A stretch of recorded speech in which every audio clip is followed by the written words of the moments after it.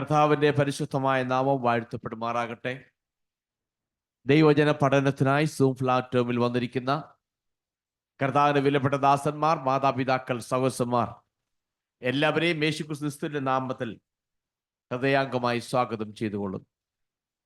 തുടർന്ന് യൂട്യൂബിൽ ദൈവജനം പഠിക്കാൻ ആഗ്രഹിച്ചു വരുന്ന എല്ലാ മാന്യ പ്രിയപ്പെട്ടവരെയും യേശുക്രിസ്തുവിന്റെ നാമത്തിൽ അവരെയും ഹൃദയാംഗമായി സ്വാഗതം ചെയ്തുകൊള്ളുന്നു.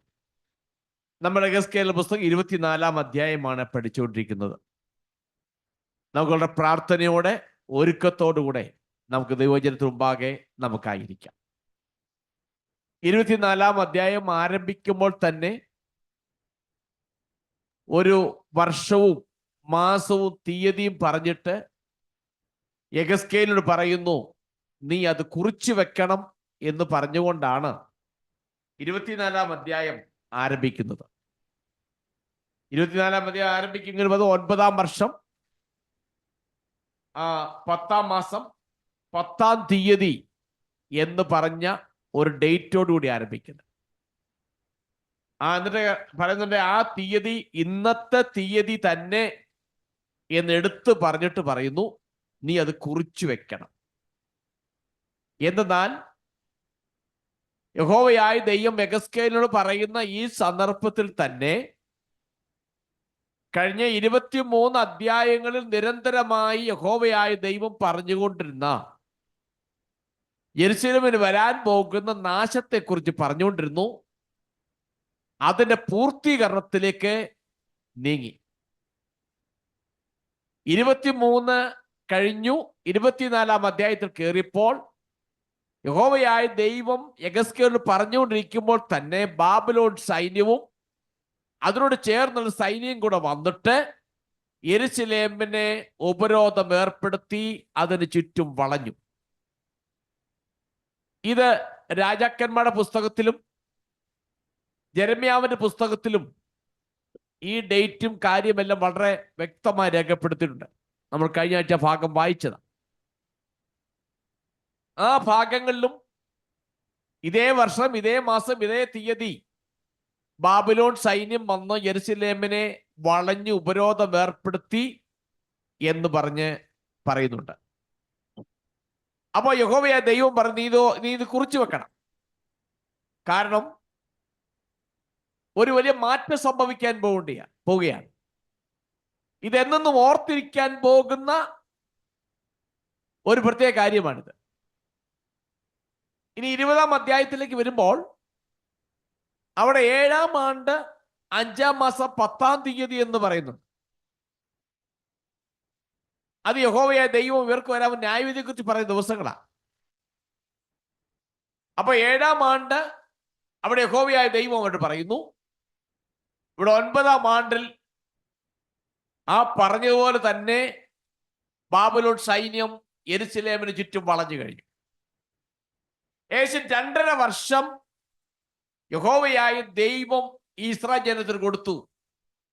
അവരെ അനുദപിച്ചു വരുവാൻ, മാനസാന്തരപ്പെടുവാൻ ദൈവം അവർക്ക് അവസരം കൊടുത്തു.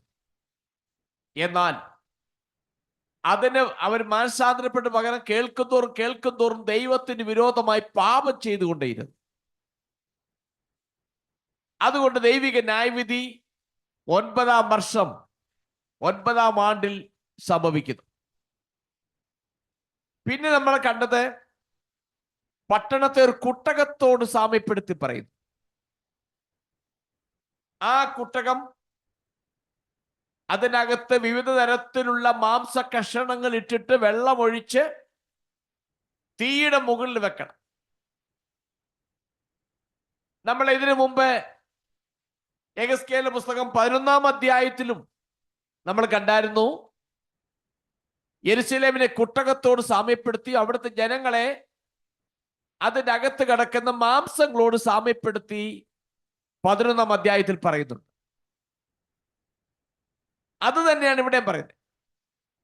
ഈ 11-ാം അധ്യായത്തിൽ ഈ 24-ാം അധ്യായത്തിൽ അതിന് 4-ാം വാക്യത്തിൽ എടുത്തു പറയുന്നുണ്ട് ഏത് തരത്തിലുള്ള മാംസ കഷണങ്ങൾ വീണെന്ന് പറയുന്നുണ്ട്. ആ മാംസ കഷണങ്ങൾ തുട, കൈക്കുറ മുതലായ നല്ല കഷണങ്ങളൊക്കെയും എടുത്ത് അതിലിടുക. ഉത്തമമായ അസ്ഥി കഷ്ണങ്ങൾ കൊണ്ട് അതിനെ നിറയ്ക്കുക. എന്ന് പറഞ്ഞാൽ ആ രാജ്യത്തിലെ പ്രത്യേകമാകുന്ന പദവിയിലിരിക്കുന്ന ആളുകളെ കുറിച്ച് പറയുന്നത്. പുരോഹിത വർഗം, ലേവിയ ഗ്രൂപ്പ്, രാജവംശം, ഇങ്ങനെ ഓരോരോ ഗ്രൂപ്പുകളുണ്ട്. വിവിധമാകുന്ന വ്യത്യസ്തമാകുന്ന പദവികൾ അലങ്കരിക്കുന്ന ആളുകൾ.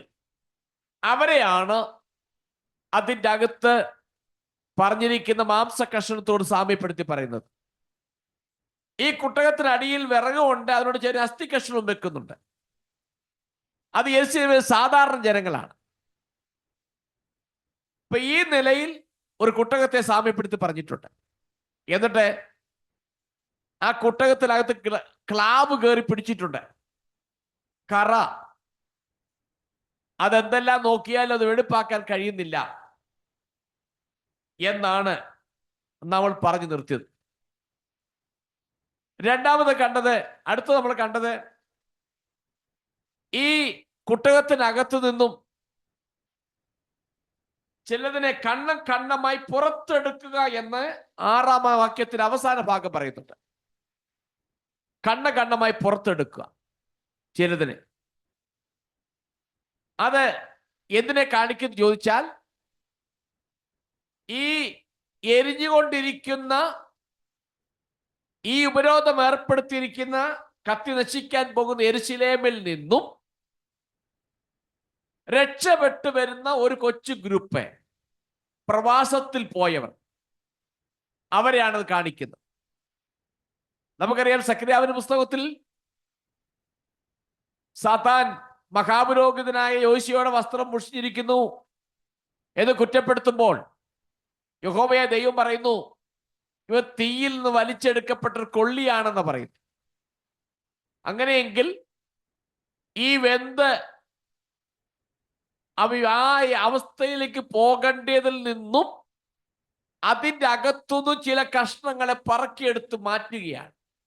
എന്ന് പറഞ്ഞാൽ, നശിക്കാൻ പോകുന്ന, തീ കൊണ്ട് നശിക്കാൻ പോകുന്ന പട്ടണത്തിനകത്തു നിന്നും ഒരു ഗ്രൂപ്പിനെ ദൈവം തനിക്കായി വേർതിരിക്കുന്നു.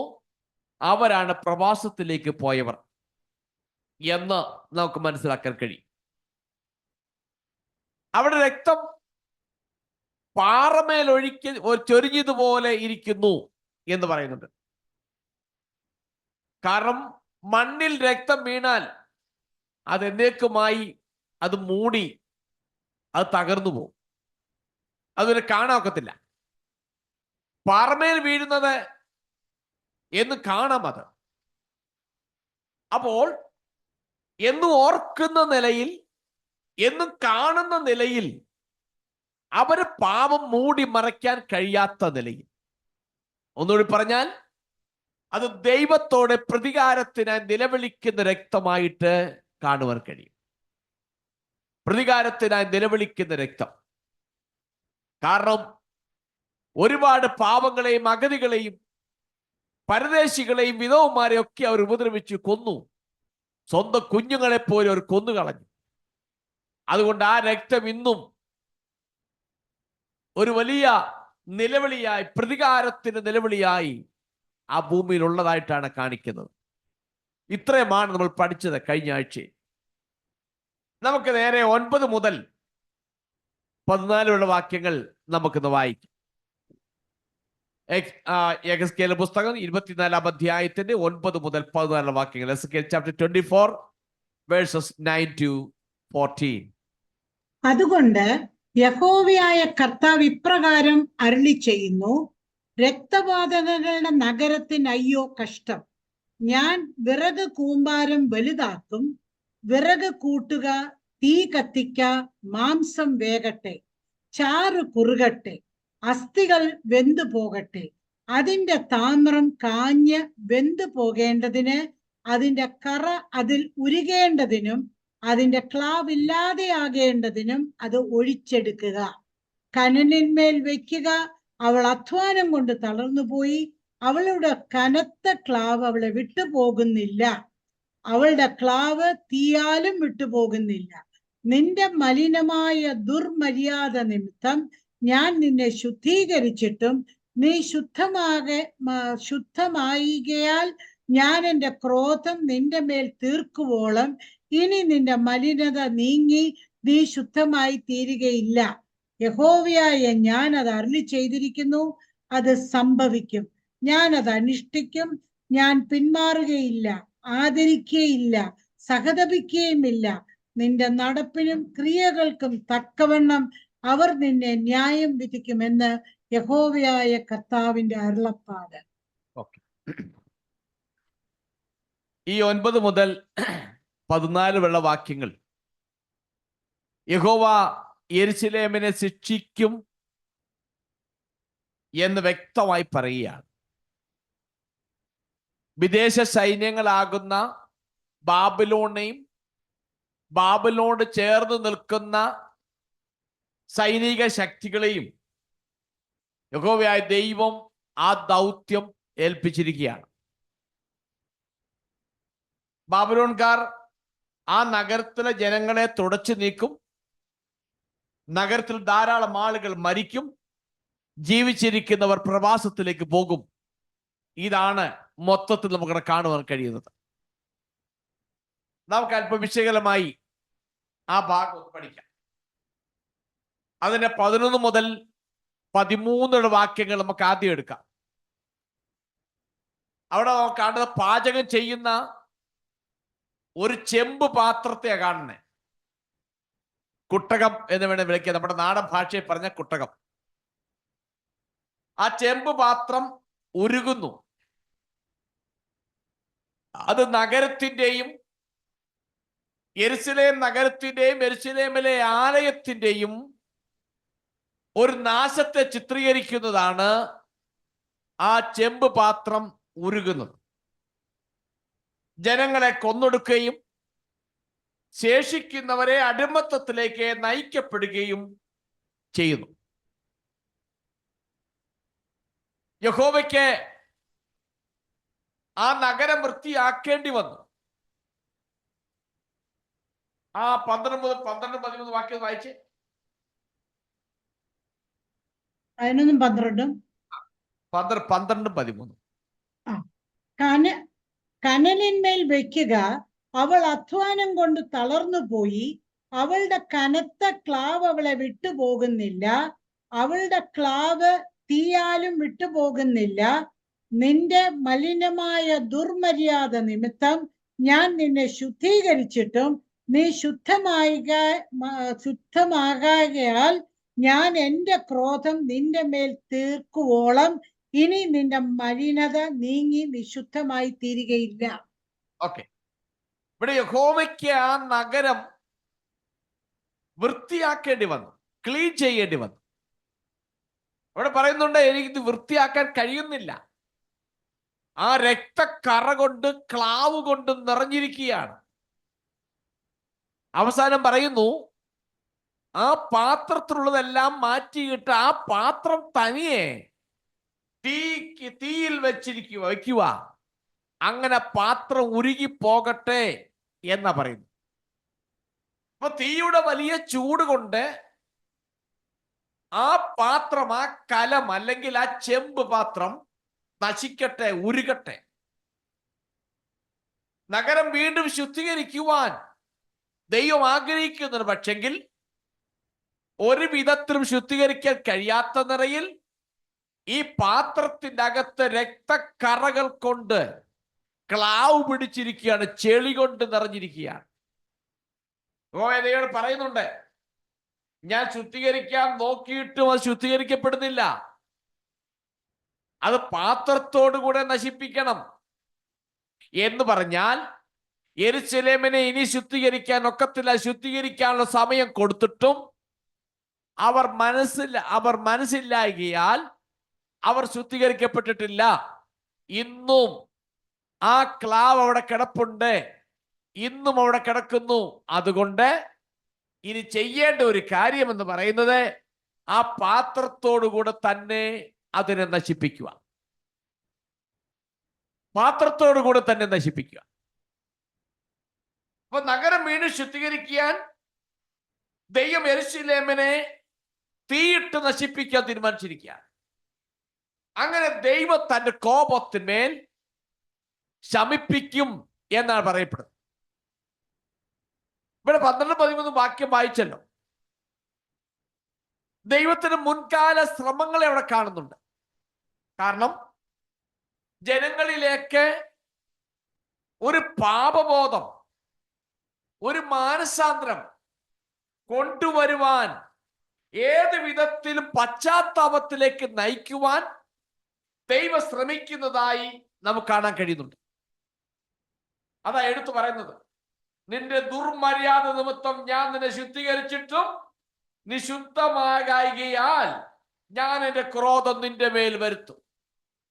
ഇതൊന്ന് ശുദ്ധീകരിക്കാൻ നോക്കി, ഒരു വിധത്തിലും സാധിക്കുന്നില്ല.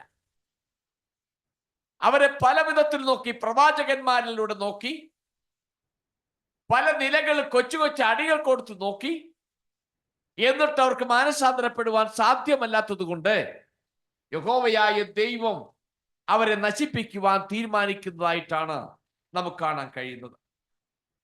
ആ 14-ാമത്തെ വാക്യം അവസാനിക്കുമ്പോൾ ഇങ്ങനെയാ പറയുന്നത്, നിന്റെ നടപ്പിനും ക്രിയയ്ക്കും തക്കവണ്ണം അവർ നിന്നെ ന്യായം വിധിക്കും. നിന്റെ വഴികളും നിന്റെ പ്രവൃത്തികളും അനുസരിച്ച്. ഈ പദപ്രയോഗം പല പ്രാവശ്യം ആവർത്തിക്കപ്പെടുന്ന നമ്മൾ കണ്ടിട്ടുണ്ട്. നാം ഇത് പഠിക്കുമ്പോൾ ഒരു കാര്യം മനസ്സിലാക്കണം.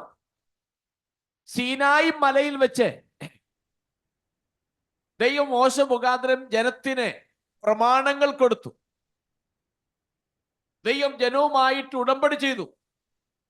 ഉടമ്പടി ചെയ്തപ്പോൾ യഹോവയായ ദൈവം പറഞ്ഞു, നിങ്ങൾ ഇത് കേട്ട് അനുസരിച്ചാൽ നിങ്ങൾക്ക് ഇന്ന അനുഗ്രഹം ഉണ്ടാകും എന്ന് പറഞ്ഞപ്പോൾ ജനമെല്ലാം ആമീൻ എന്ന് പറഞ്ഞു. ഇനി നിങ്ങൾ കേട്ടനുസരിച്ചില്ല എങ്കിൽ നിങ്ങൾക്ക് ഈ നിലയിൽ നിങ്ങൾ ശാപം ഉണ്ടാകും എന്ന് പറഞ്ഞപ്പോഴും ജനം അതിനെല്ലാം ആമീൻ എന്ന് പറഞ്ഞു.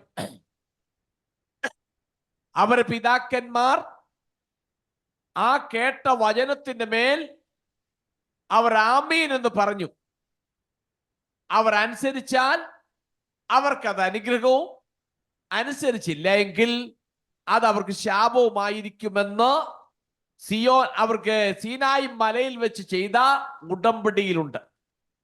എന്നാൽ ഇവർ അതനുസരിക്കാതെ വന്നതുകൊണ്ട് ഇവരുടെ മേൽ ആ ശാപം കടന്നുകൂടി. അതാ പറയുന്നത്, നിങ്ങളിപ്പോ നശിക്കാൻ കാരണം, നിങ്ങൾ ന്യായം വിധിക്കപ്പെടുവാൻ കാരണം നിങ്ങളുടെ ദുഷിച്ച വഴികളും പ്രവർത്തികളും മാത്രമാണെന്ന് പറയുന്നുണ്ട്. അപ്പോൾ നമുക്ക് ഈ ഭാഗത്ത് മനസ്സിലാക്കാൻ കഴിയുന്നത്, യഹോവയായ ദൈവം അവരുമായി ചെയ്ത ഉടമ്പടിയിൽ അവർ അതനുസരിക്കാത്തത് കൊണ്ട് അവരുടെ ജീവിതത്തിൽ അതെല്ലാം ഒരു ശാപമായി മാറി, അനുഗ്രഹങ്ങൾ മുഴുവനും ശാപങ്ങളായി മാറി. അവരുടെ പ്രവൃത്തിയും അവരുടെ വഴികളും ആണ് അവരെ ഈ നിലയ്ക്ക് നയിച്ചത് എന്നാണ് നമുക്ക് വ്യക്തമായി കാണാൻ കഴിയുന്നത്.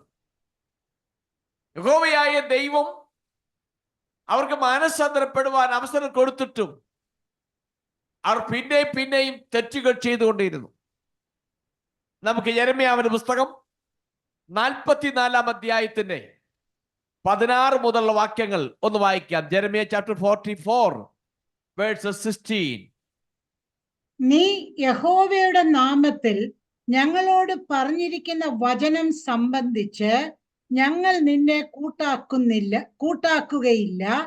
ആകാശരാജ്ഞിക്ക് ധൂപം കാട്ടുകയും അവൾക്ക് പാനീയ ബലി പകരുകയും ചെയ്യുമെന്ന് ഞങ്ങൾ നേർന്നിരിക്കുന്ന നേർച്ചയൊക്കെയും ഞങ്ങൾ നിവർത്തിക്കും. ഞങ്ങളും ഞങ്ങൾക്കുള്ള പിതാക്കന്മാരും രാജാക്കന്മാരും പ്രഭുക്കന്മാരും യഹൂദ പട്ടണങ്ങളിലും യെരൂശലേം വീഥികളിലും ചെയ്തതുപോലെ തന്നെ. അന്ന് ഞങ്ങൾക്ക് വേണ്ടുവോളം ആഹാരവും സുഖവും ഉണ്ടായിരുന്നു, ഒരനർത്ഥവും നേരിട്ടിരുന്നില്ല.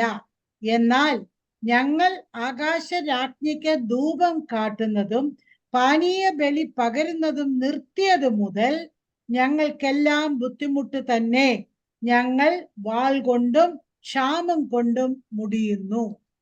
നോക്കണം, അവർ പറയുന്നു ഞങ്ങൾക്ക് ഇപ്പോൾ ഇതൊക്കെ സംഭവിക്കാൻ കാരണം ഞങ്ങൾ ആകാശദേവിക്കും മറ്റു ദൈവങ്ങൾക്കും കൊടുക്കേണ്ട ബലികൾ കൊടുത്തില്ല, അതുകൊണ്ടാണ് ഞങ്ങൾക്ക് ഇതൊക്കെ സംഭവിക്കുന്നെന്നാണ് ഇവർ ചിന്താഗതി. ഞങ്ങൾ മുമ്പ് ഞങ്ങൾ കൊടുത്തോണ്ടിരുന്നപ്പോൾ ഞങ്ങൾക്കൊന്നിനൊരു കുറവില്ലായിരുന്നു, ഞങ്ങൾക്ക് ഇഷ്ടം പോലെ ഉണ്ടായിരുന്നു.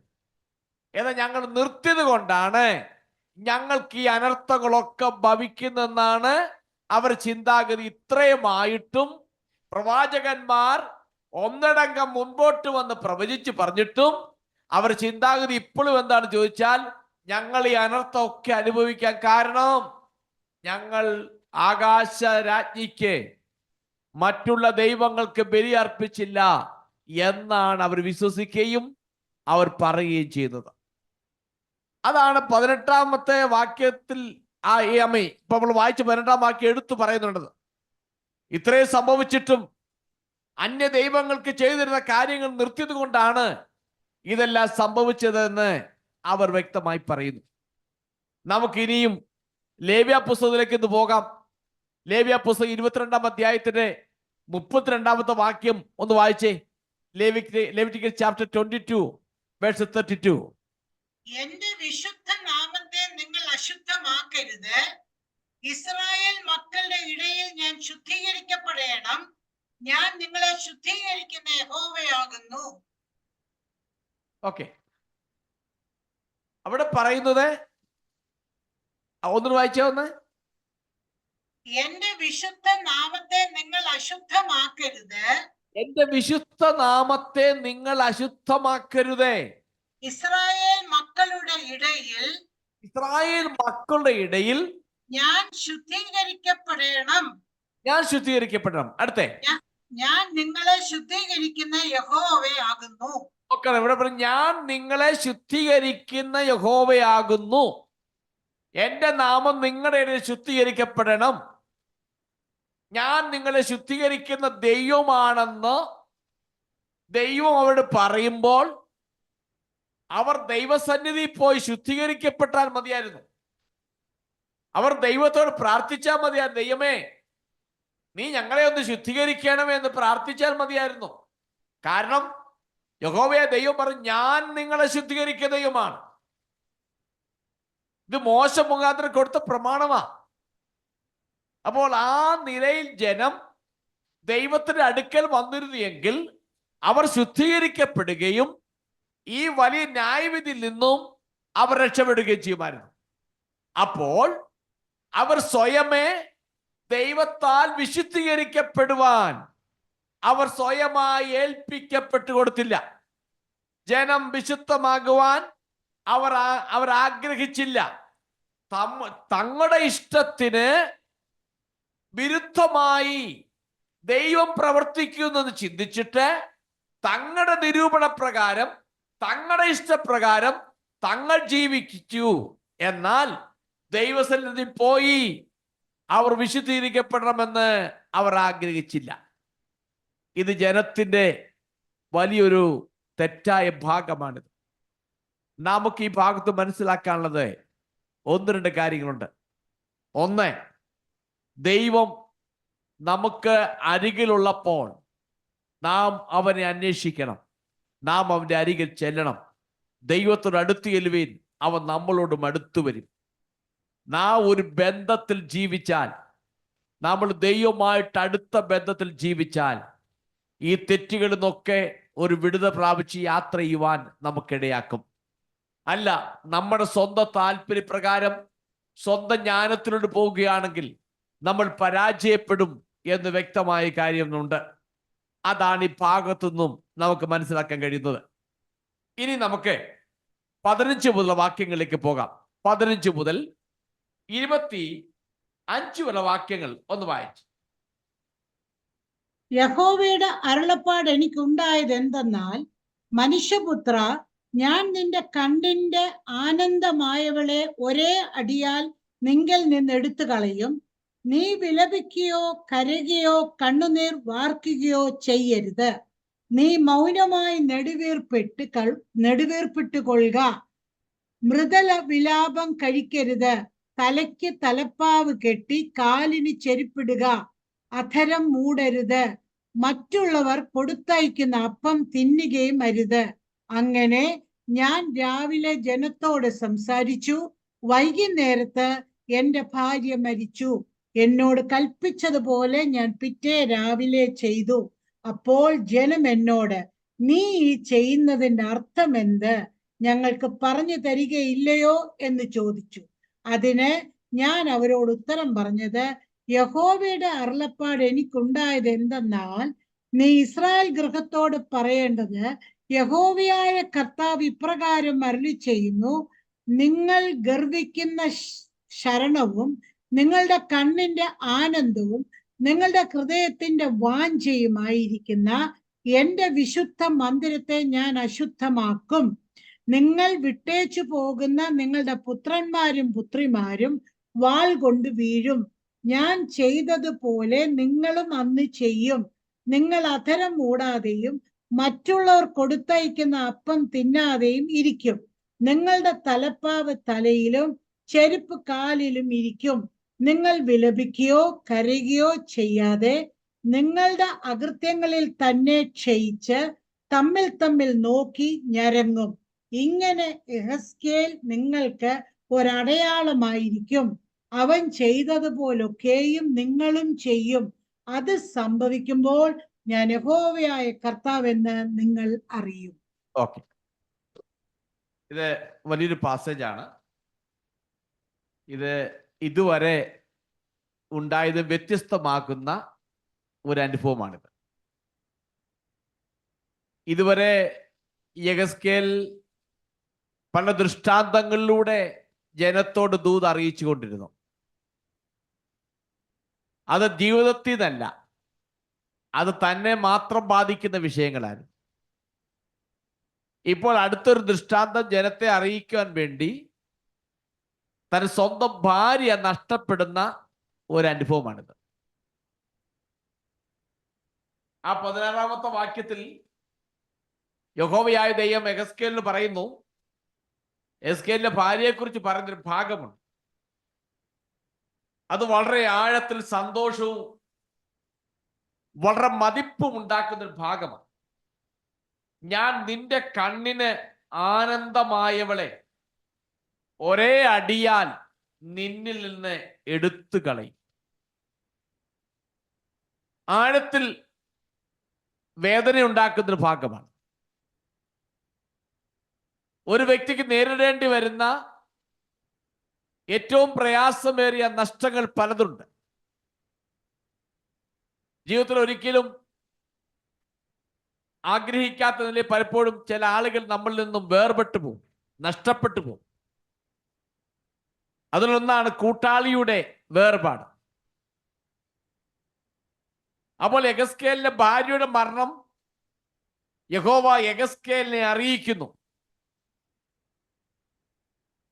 ഇനി തന്റെ ഭാര്യയുടെ മരണം യെഹെസ്കേലിനെ അറിയിക്കുമ്പോൾ പറഞ്ഞു, ഇത് ആരോടും പറയരുത്. നോക്കണം, എന്നിട്ട് തന്റെ ഭാര്യയുടെ മരണം നിശ്ചയമായി യെഹെസ്കേലിന്റെ ഹൃദയത്തിനകത്ത് വളരെ വേദന ഉണ്ടാക്കിയിട്ടുണ്ട്. മുന്നുള്ള അധ്യായങ്ങൾ നമ്മൾ പരിശോധിച്ച് നോക്കുമ്പോൾ യഹോവയായ ദൈവം ഒരിക്കലും തന്റെ ദാസന്മാരായ പ്രവാചകന്മാരിലൂടെയോ ദാസന്മാരിലൂടെയോ അവർ വ്യക്തിപരമായ അനുഭവത്തിലൂടെ അല്ലാത്ത കാര്യങ്ങൾ സന്ദേശമായി അറിയിക്കുവാൻ അനുവദിച്ചിരുന്നില്ല. ദൈവം തന്റെ ദാസന്മാർക്ക് കൈമാറുന്ന കാര്യത്തെക്കുറിച്ച്, സന്ദേശത്തെക്കുറിച്ച് ദൈവത്തിന് നല്ല വ്യക്തമായ അറിവുണ്ടായിരുന്നു. അത് തന്റെ ദാസന്മാരെ അറിയിച്ചിരുന്നു. അപ്പൊ ആ ഒരു കൂട്ടായ്മ ബന്ധത്തിൽ ദൈവമായിട്ടായിരിക്കുന്നു യെഹെസ്കേൽ. ഇപ്പോൾ ഇവിടെ യെഹെസ്കേൽ തന്റെ ഭാര്യയെ സ്നേഹിച്ചിരുന്നത് കൊണ്ട് അവരുടെ മരണം വളരെ വേദന ഉണ്ടാക്കി. എന്നാൽ യഹോവയായ ദൈവം പറഞ്ഞ ചില കാര്യങ്ങൾ അവിടെ ഉണ്ട്. നമ്മൾ അതാ വായിച്ചത്. ഞാൻ രക്തചുരുക്കമായി ഒന്ന് പറയാം. ഒന്ന് പറയുന്നത്, അവൻ കരയരുത്. 2, ആ ഹൃദയത്തിന്റെ അകത്തൊരിക്കലും ആ ഒരു ദുഃഖ പ്രകടനം ഉണ്ടാക്കാൻ പാടില്ല. ഒരിക്കലും അത് പ്രകടിപ്പിക്കാൻ പാടില്ല, കരയാൻ പാടില്ല. ആ വേദന ഉണ്ടായാൽ തന്നെ ഒരിക്കലും മറ്റുള്ളവരുടെ മുമ്പിൽ ആ വേദന എക്സ്പ്രസ് ചെയ്യാൻ പാടില്ല. എന്നെ 17ാമത്തെ വാക്യം വായിച്ചേ. നീ മൗനമായി മൃതവിലാപം കഴിക്കരുത്, തലയ്ക്ക് തലപ്പാവ് കെട്ടി കാലിന് ചെരുപ്പിടുക, അധരം മൂടരുത്. വായിക്കുന്നത്, നീ മൗനമായി നെടുവീർപ്പിട്ടുകൊള്ളുക. മൗനമായി നെടുവീർപ്പിട്ടുകൊള്ളാം. പക്ഷേ അവനെ ആ മൗനമായി നെടുവീർപ്പിടുമ്പോൾ അവന്റെ മുഖത്തെ ദുഃഖം വരാൻ പാടില്ല, അത് എക്സ്പ്രസ് ചെയ്യാൻ പാടില്ല. ഇനി താഴെ കുറെ കാര്യങ്ങൾ പറയുന്നുണ്ട്. തലപ്പാവ് അണിയല്ലേ, തലപ്പാവ് അണിയണം, ചെരുപ്പിടണം, ആരും കൊണ്ടുവരുന്ന ഭക്ഷണം നീ കഴിക്കരുത് എന്നിത്യാദി കാര്യങ്ങളെ കുറിച്ച് പറയുമ്പോൾ അതിന് പശ്ചാത്തലമുണ്ട്. അവരുടെ ഇടയിലുള്ളതായ ഒരു പശ്ചാത്തലം അതിന് പിൻപിലുണ്ട്. ഞാൻ ആ ഭാഗം ഒന്ന് പറയാം. അതായത് യഹൂദന്മാരുടെ ഇടയിൽ ആരെങ്കിലും മരിച്ചാൽ ചെയ്യുന്ന ഒന്നാമത്തെ കാര്യം, ആ ദുഃഖിതരായിരിക്കുന്ന ആളുകളുണ്ട്. ഭർത്താവോ ഭാര്യയോ മക്കളോ അപ്പനോ അമ്മയൊക്കെ. ആ ആളുകൾക്ക് ചില പ്രത്യേകമാകുന്ന ആചാരങ്ങൾ അവിടെ നടക്കും. ഒന്ന്, അവര് ഇട്ടിരിക്കുന്ന വസ്ത്രം അത് കീറിക്കളയണം. എന്നിട്ട് അതിന് പകരം ചാക്ക് കൊണ്ട് പരിപരിപ്പുള്ള വസ്ത്രം അവർ ധരിക്കണം. ചാക്ക് വസ്ത്രം ധരിക്കണം. 2, അവർ ചെരുപ്പിടാൻ പാടില്ല, തലയിൽ തൊപ്പി വെക്കാൻ പാടില്ല, അതെല്ലാം അഴിച്ചു വെക്കണം. മറ്റൊന്ന്, തലയിൽ തല മൊട്ടയടിച്ചിട്ട് ആ തലയിൽ മണ്ണ് വാരിയിടണം. അവർ അവരുടെ മുഖത്തെ പകുതി വഴി കൊണ്ട് അവർ മൂടി വെക്കണം മുഖം. അവർ ചാരത്തിൽ ഇരിക്കുകയും ചാരത്തിൽ കിടക്കുകയും ചെയ്യണം. ചില ദിവസങ്ങൾ അവർ ഭക്ഷണം കഴിക്കുകയില്ല. മറ്റൊന്ന്, അവിടെ വ്യക്തികളുടെ കുടുംബാംഗങ്ങളും മറ്റുകളും അനുശോചനം അറിയിക്കാൻ വേണ്ടി വരും. അറിയിക്കാൻ വരുമ്പോൾ ആ കാലത്ത് ഈ കരയുന്ന ഒരു ഗ്രൂപ്പ് ഉണ്ട്. മരിച്ച വീട്ടിൽ പോയി കരയുന്ന ഒരു ഗ്രൂപ്പ്. അവർ ജോലി അതാ, മരിച്ചവർ വീട്ടിൽ പോയി ഇത് കരയുക. അപ്പൊ അങ്ങനെ ഗ്രൂപ്പിനെ വരുത്തി ആ ഗ്രൂപ്പിനെ കൊണ്ട് കരയിപ്പിക്കുമ്പോൾ ഈ ബന്ധുക്കളാണ് അവർക്കുള്ള പണം കൊടുക്കുന്നത്. അപ്പോൾ അങ്ങനെ ചെയ്യും. എന്ന് ഇവിടെ യഹോവയായ ദൈവം യെഹെസ്കേലിന് പറയുന്നത്, ഈ വക കാര്യങ്ങളൊന്നും നീ ചെയ്യരുത്. നീ മൗനമായിരിക്കണം, നിന്റെ മുഖം മൂടാൻ പാടില്ല, തലയിൽ നീ തൊപ്പി വെച്ചിരിക്കണം, ചെരുപ്പിട്ടിരിക്കണം, നീയെ കൊണ്ട് ആരും കൊണ്ടുള്ള ഭക്ഷണങ്ങൾ നീ കഴിക്കരുത്. അപ്പൊ ഇങ്ങനെയുള്ള കാര്യങ്ങളൊക്കെ പറയുകയാണ്. നീ അതൊന്നും ചെയ്യാൻ പാടില്ല. ഇത് ഇവരുടെ ഇടയിൽ നടക്കുന്ന ഒരു സമ്പ്രദായമാണ്. പക്ഷെ യഹോവയായ ദൈവം പറയുന്നു, ഇതൊന്നും നീ ചെയ്യാൻ പാടില്ല. ഇനി ഞാൻ 18ാമത്തെ വാക്യം വായിച്ചേ. അങ്ങനെ ഞാൻ രാവിലെ ജനത്തോട് സംസാരിച്ചു, വൈകുന്നേരത്ത് എന്റെ ഭാര്യ മരിച്ചു, എന്നോട് കൽപ്പിച്ചതുപോലെ ഞാൻ പിറ്റേ രാവിലെ ചെയ്തു. ഓക്കെ, യഹോവയായ ദൈവം രാവിലെ പറഞ്ഞു, വൈകിട്ട് പറഞ്ഞു പോലെ സംഭവിച്ചു. എസ്കേൽ രാവിലെ ജനങ്ങളോടൊക്കെ സംസാരിക്കുകയായിരുന്നു. തുടർന്ന് വൈകുന്നേരത്ത് ഭാര്യ മരിച്ചു. അടുത്ത ദിവസം ഭാര്യയെ അടക്കണം. അപ്പോൾ അവൻ യഹോവ പറഞ്ഞതുപോലെ തന്നെ ചെയ്തു. യഹോവ പറഞ്ഞതുപോലെ തന്നെ മൗനമായി ഇരുന്ന് നെടുവീർപ്പിട്ടു, തലയിലെ തൊപ്പി വെച്ചു. യഹൂദന്മാരുടെ ഒരു ആചാരമാണ് തലയിൽ തൊപ്പി വെക്കുന്ന ഒരു ആചാരമുണ്ട്. അവരെപ്പോഴും തൊപ്പി വെച്ചിരിക്കും. അവർ ചെരുപ്പിട്ടിട്ടുണ്ട്. അവരൊരു മാറ്റവും അതിനകത്ത് സംഭവിച്ചിട്ടില്ല. ഒന്നും അവർ മാറ്റിയിട്ടില്ല. അപ്പോൾ അവൻ യഹോവ പറഞ്ഞ പോലെ ചെയ്തു. ഒരുപക്ഷെ യഹോവയെ അനുസരിക്കുവാൻ യെഹെസ്കേലിന് വളരെ ബുദ്ധിമുട്ടുണ്ടായിരിക്കാം. എന്നാൽ യഹോവയുടെ നിർദ്ദേശങ്ങൾ അവൻ അതുപോലെ അനുസരിച്ച്, കാരണം ഇതൊരു ലക്ഷ്യത്തിലേക്കുള്ള ഒരു കാര്യമാണ് എന്ന് അവൻ മനസ്സിലാക്കിയിട്ട് യഹോവ പറഞ്ഞതുപോലെ തന്നെ അവൻ അനുസരിച്ചു. യെഹെസ്കേലിന്റെ ഭാര്യ അങ്ങനെ മരിച്ചു എന്ന് പറയുന്നില്ല. അവളെ ആ നിലയിൽ ഒരുപക്ഷെ നീ ഇന്ന് മരിക്കുമെന്ന് പറഞ്ഞ് അവളെ മാനസികമായി ഒരുക്കിയതായിട്ടൊന്നും പറയുന്നില്ല. യെഹെസ്കേൽ, ഇനി മറ്റൊരു കാര്യം, യെഹെസ്കേൽ പുരോഹിതനുമായിരുന്നാൽ മറ്റുള്ള ദുഃഖത്തിൽ പങ്കുചേരാൻ പാടില്ലെന്ന. എന്നാൽ വീട്ടിലെ സ്വന്തമായിരിക്കുന്ന അപ്പനെയോ അമ്മയോ സഹോദരിയോ സഹോദരനോ ഭാര്യയോ ഒക്കെ മരിച്ചാൽ ആ ദുഃഖത്തിൽ പങ്കുചേരുവാനുള്ള നിയമം പുരോഹിതന്മാരെ സംബന്ധിച്ചുണ്ട്. എന്നാൽ യെഹെസ്കേലിനെ ദൈവം അനുവദിച്ചത് നീ ഒരേ ഒരു ഞെരുക്കം, ജസ്റ്റ് ഒന്ന് ഗ്രോണിങ്, ഒന്ന് ഞെരുങ്ങുക. യഹോവയുടെ നിശബ്ദനായിരുന്നു. ദൈവത്തിനും ദൈവസ്നേഹത്തിനും മുൻഗണന കൊടുത്തിരുന്നു എന്നൊരു തെളിവാണ് യാതൊരു പ്രതിഷേധവും കൂടാതെ ദൈവത്തെ അനുസരിച്ചത്. ഇവിടെ വ്യക്തമായി കാണാൻ കഴിയുന്നത് അവൻ ഭാര്യയേക്കാൾ ദൈവത്തെ സ്നേഹിച്ചു എന്ന് നമുക്ക് കാണാൻ കഴിയുന്നുണ്ട്. പണ്ഡിതന്മാർ ഇങ്ങനെ പറയുന്നത്, അങ്ങനെ ആ ഒരു മുൻഗണനാ ബോധം ഉള്ളത് കൊണ്ടാണ് യഹോവയായ ദൈവം പറയുന്ന അവളെ അവന്റെ കണ്ണുകൾക്ക് ആനന്ദമാണെന്ന് പറയുവാനുള്ള കാരണം. അവൻ ആ നിലയിൽ യഹോവയ്ക്ക് മുൻഗണന കൊടുത്തിരുന്നു. അത് തൻ്റെ ഭാര്യ മനസ്സിലാക്കി അതിനു വേണ്ട സപ്പോർട്ടുകൾ അവൾ ചെയ്തിരുന്നു. അതുകൊണ്ടാണ് യഹോവയായ ദൈവം അങ്ങനെ പറഞ്ഞതെന്നാണ് പണ്ഡിതന്മാർ അതിനെക്കുറിച്ച് പറയുന്നത്. അവന്റെ സ്വഭാവ രീതി എപ്പോഴും യഹോവയ്ക്ക് മുൻഗണന കൊടുത്തിരുന്നു, അതിൽ പൂർണ്ണ സപ്പോർട്ട് തന്റെ ഭാര്യ ചെയ്തിരുന്നു. അതുകൊണ്ടാണ് യഹോവയായ ദൈവം അവളെ അവന്റെ കണ്ണുകൾക്ക് ആനന്ദം എന്ന് പറയാനുള്ള കാരണമെന്നാണ് പറയപ്പെടുന്നത്. ഞാൻ എൻ്റെ വാക്ക് ഈ രാത്രി അവസാനിപ്പിക്കാൻ വേണ്ടി പോവുകയാണ്. ഇത് പൂർത്തീകരിക്കാനുള്ള സമയം എൻ്റെ മുമ്പിലില്ല.